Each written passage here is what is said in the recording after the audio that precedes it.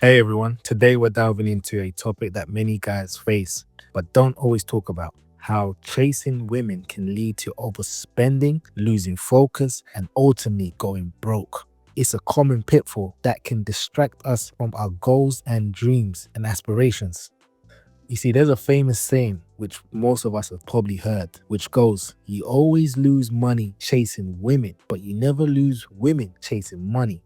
So, with that being said, let's break down and explore how we can avoid this trap while still enjoying dating. The allure of dating, chapter 1. Let's start with the allure of dating. As men, we naturally have a desire to pursue women. It's part of our DNA, but there's a thing: when we get caught up in that chase, it can become overwhelming. We start to think that spending money is the key to impress someone. You see, most men always want to impress a woman, especially in the beginning stages. So, as a man, we would be ready to spend whatever it takes on dinners, gifts, fancy outings. But just like that, you might find yourself in financial battle you didn't expect. As the famous author and motivational speaker Jim Rohn said, money is usually attracted, not pursued. When you chase women without financial stability, you might end up empty-handed. Chapter 2, the cost of dating. Now let's talk about the actual cost it involves in dating. Picture this: you go on a date every night for a week, maybe because one or two of your dates didn't work out, and now you've gone on another few dates, spending $40 each time you go on a date, which accumulates to $280, right? There. And let's not forget about gas or Uber rides, plus the time you spend getting ready, cleaning your place, picking the right outfit, and preparing for the chat. And at the end of the week, what do you have to show for it? Some connections that mostly likely didn't go nowhere. It's like throwing money into a wishing well, hoping for a miracle, instead of investing in something that yields returns. You're just seeking temporary enjoyment. Chapter 3, the opportunity cost. Let's consider the opportunity cost here. What if you took that 280 and put it towards something that could genuinely benefit your life? Maybe a course that helps you advance in your career, or investing in a side hustle. The return from those investments can be life changing compared to a limited returns from casual dating. For example, if you invest in your skill, a few months down the line, you could land a high paying job. That's not just money in your pocket, it's a stepping stone to financial freedom and a better relationships in the future. Chapter 4, the cycle of overspending.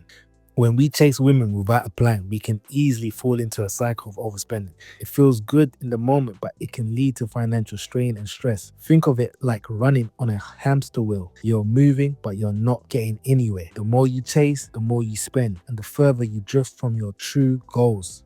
Personal experience. I remember a time when I was so focused on dating that I racked up credit card bills just to take someone out. But being young and somewhat out of the loop, not having an abundance mindset, and not understanding the reality of where I was at that specific time in life, I really had no business dating a super attractive and high maintenance woman like that in the first place. I was dating this girl who was super attractive and high maintenance, and we ended up in expensive restaurants. I didn't want to look broke in front of her, but nonetheless, I still carried on, even though I knew financially it wasn't the best idea for me. You see, I remember when Andrew Tate once said something interesting. It's not word for word, but more so the gist of what he was saying. And he was saying something: when you date a super attractive woman, you find yourself in competition with all her exes who gave her great experiences. And when you're not in a position to do this, it can be very challenging. Not only that, but you're faced with challenging your own insecurities within yourself. You see, I thought I was impressing her, but in reality, I was just digging myself deeper into debt. And when it comes down to it, it just isn't worth it. You see, Kevin Samuels once said, right, had a very strong statement which always stuck out to me. He once said, "Want what you want, but date what you can afford," which carries a profound truth that resonates deeply, especially when reflected on my own experience. At its core, this statement emphasizes the importance of aligning our dating aspirations with our current realities, both financially and emotionally. You see, Kevin Samuel's advice serves as a necessary reminder. It's crucial to date within your means, emotionally, financially, and socially. This doesn't mean you shouldn't aspire to better things or aim for partners who challenge you. However, it's essential to be honest with yourself about what you can genuinely offer in a relationship. Built on realistic expectation can lead to disappointment, resentment, and financial strain. You see, in my case, I learned that it's okay to desire a fulfilling relationship with someone attractive, but I needed to be realistic about where I was in life.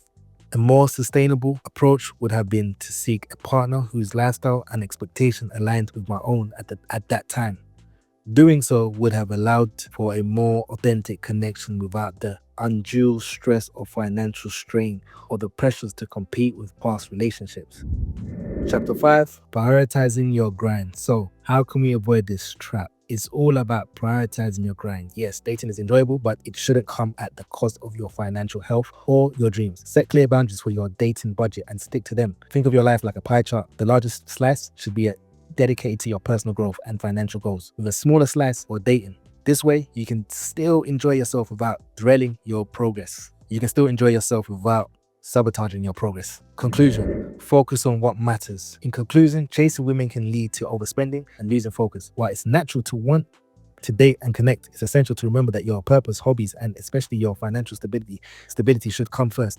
You might sleep with fewer women initially, but is what it is. But what you gain in terms of financial security and personal growth will pay off in the long run. You'll be more attractive because you're confident and secure in your life. Thanks for tuning in today. If you found this video helpful, please like, share, and subscribe for more insights on life and relationships.